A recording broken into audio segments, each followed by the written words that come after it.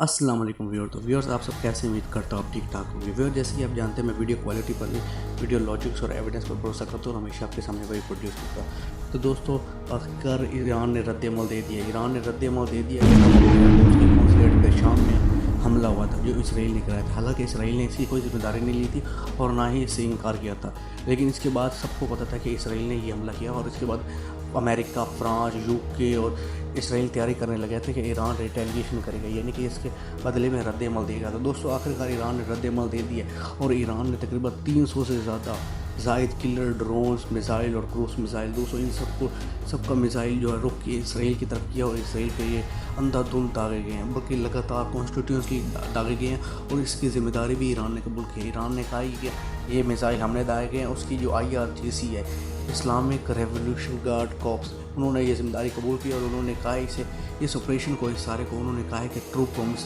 Operation के तहत हमने ये सारे मिसाइल इसराइल के ऊपर दागे हैं, इसकी जिम्मेदारी ली है। जबकि इसराइल का कहना है कि इस ईरान ने तकरीबन 300 से ज़्यादा दागे गए हैं ड्रोन्स, किलर ड्रोन्स और मिसाइल्स। दोस्तों, इसे डिटेक्ट कर लिए गए। इसराइल का कहना है कि इसमें 99% मिसाइलों को और ड्रोन्स को दोस्तों डिटेक्ट कर लिया। हालांकि 1% को नहीं डिटेक्ट नहीं कर पाया, जिसके चलते हुए उन्होंने कहा है कि जनूबी इसराइल के अंदर एक साल की बच्ची ज़ख्मी हुई है और इसके साथ ही उनका कहना था कि हम इसराइल की तरफ से अभी भी तैयारी है और उसने साथ ही साथ बरतानिया, अमेरिका और फ्रांस को भी शुक्रिया अदा किया कि उन्होंने उसकी मदद की।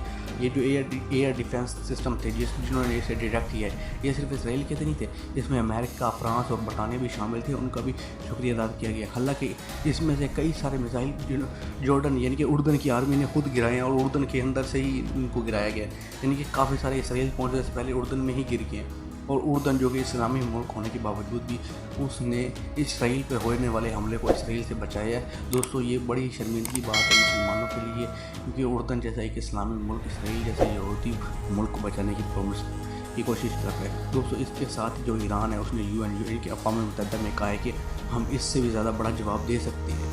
और दोस्तों, इसके साथ साथ उन्होंने कहा है कि हम इसी पे मामला ख़त्म भी कर सकते हैं। अगर इसराइल समझे कि हम ये आखिरी अटैक है तो इसके बाद हम मामला ख़त्म भी कर सकते हैं। दोस्तों, ये ईरान का फर्स्ट अटैक था, पहला अटैक था पूरी तारीख में इसराइल के ऊपर डायरेक्ट अटैक जो किया गया ईरान की तरफ से। हमेशा ही ईरान अपने प्रॉक्सीज के ज़रिए, अपने हिमायतियों के ज़रिए इसराइल पे हमला करवाता रहे, खुद डायरेक्ट कभी इसराइल के ऊपर हमला नहीं किया। ये पहली बार उसने डायरेक्ट इसराइल के ऊपर हमला किया क्योंकि इसराइल ने सीधा उसे जंग के लिए उकसाया। दोस्तों, इसके बाद मिडल ईस्ट के अंदर सिचुएशन बहुत ज़्यादा ख़राब हुई, मशरिक़ वस्ती की हालत बहुत ज़्यादा ख़राब हो चुकी है और दोस्तों किसी वक्त भी एक बड़ी जंग छिड़ सकती है, क्योंकि दोस्तों इसमें इसराइल का कोई नुकसान नहीं हुआ, लेकिन इसराइल अपनी अकड़, अपनी गरूर में चलते हुए वापस ईरान पर अटैक कर सकते हैं, जिसकी वजह से वाकई बहुत बड़ी जंग छिड़ सकती है। जंग पहले से भी बहुत बड़ी छिड़ी है, लेकिन अब इससे भी ज़्यादा बढ़ जाएगी जंग। और अमेरिका ने यह भी कहा है कि हम ईरान के साथ किसी तरह की बड़ी जंग नहीं करेंगे। ये साफ साफ ईरान के साथ उन्होंने अपनी बात को साबित कर दिया। हालांकि ये बात जो है अमेरिका की ऑफिशियल स्टेटमेंट है और अमेरिका ने कहा है कि हम ईरान के खिलाफ किसी भी यानी फ़ौजी कार्रवाई में नहीं जाएंगे और हम इसराइल को भी वार्न कर दें कि अगर वो ईरान के खिलाफ किसी भी कार्रवाई में जाएगा तो उसे हमें पहले इत्तला करना पड़ेगा कि कौन सी क्या कार्रवाई ईरान के खिलाफ करने वाला है। हालांकि इसके कोई फ़ायदा नहीं, क्योंकि हमेशा से ही इसराइल दूसरों पे मुज़ालिम ढाता आया और अमेरिका उसे खामोशी से इग्नोर करता रहा है और ये जवाब में रद्द-ए-अमल देता रहा है कि इसराइल इसे ख़त्म हो। तो अमेरिका के स्टेटमेंट की कोई ज़्यादा वैल्यू नहीं होती है, लेकिन दोस्तों इस वक्त वाकई सिचुएशन काफ़ी ज़्यादा ख़राब हो चुकी है। ईरान ने तो रिटेलिएट करना था, ईरान का जो जवाब था वो जवाब भी कार्रवाई थी। एक ज़िम्मेदार मुल्क की एक ज़िम्मेदारी होती है कि वो वापस रिटेलिएट करेगा अगर उस पर किसी ने हमला किया। जैसे पाकिस्तान ने हाल फिलहाल में ईरान के ऊपर वापसी रद्द-ए-अमल दिया था और ईरान ने इसके बदले में कोई जवाब नहीं दिया था, क्योंकि उसे पता था पाकिस्तान ने जो किया वो सिर्फ रिटेलिएशन था। एक ज़िम्मेदार कौम की एक ज़िम्मेदारी होती है।